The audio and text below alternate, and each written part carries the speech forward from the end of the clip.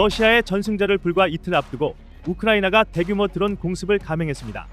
러시아는 보안을 대폭 강화했지만 수도권과 후방 핵심 시설이 동시에 뚫리면서 비상이 걸렸습니다.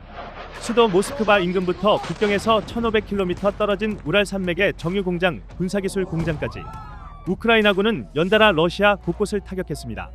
7일 밤사이 우크라이나는 러시아 전역을 향해 드론을 퍼부었습니다.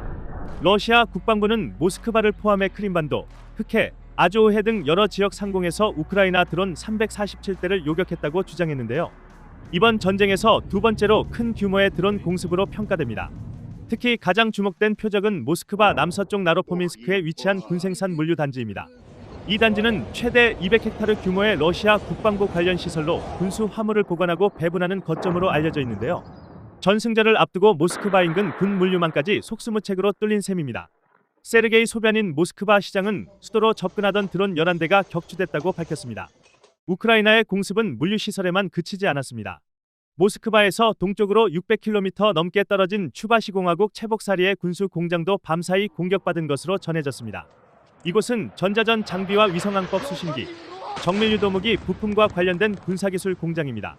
현지 주민들이 올린 영상에는 폭발음 이후 공장 일대에서 큰 불과 연기가 치솟는 모습이 담겼습니다. 공격 전 이 지역에는 미사일 위협을 알리는 공습 경보도 내려진 것으로 전해졌습니다. 동시에 국경에서 약 1500km 떨어진 우랄 산맥의 도시 페름도 다시 타격받았는데요. 드미트리 마오닌 페름 주지사는 우크라이나 드론이 지역 내 산업시설을 타격했다고 밝혔습니다. 러시아 독립 매체 아스트라는 타격을 받은 곳이 루코일 정유 공장으로 보인다고 전했는데요. 이 시설은 러시아 최대 정유 공장 가운데 하나로 연간 1300만 톤 이상의 원유를 처리할 수 있는 핵심 산업시설입니다. 우크라이나의 계속된 위협에 페름시는 결국 안전 우려를 이유로 전승절 열병식을 취소했습니다. 마오닌 주지사는 주민 안전을 위한 조치이며 치안 당국이 시민 보호에 집중할 수 있도록 하기 위한 결정이라고 밝혔습니다.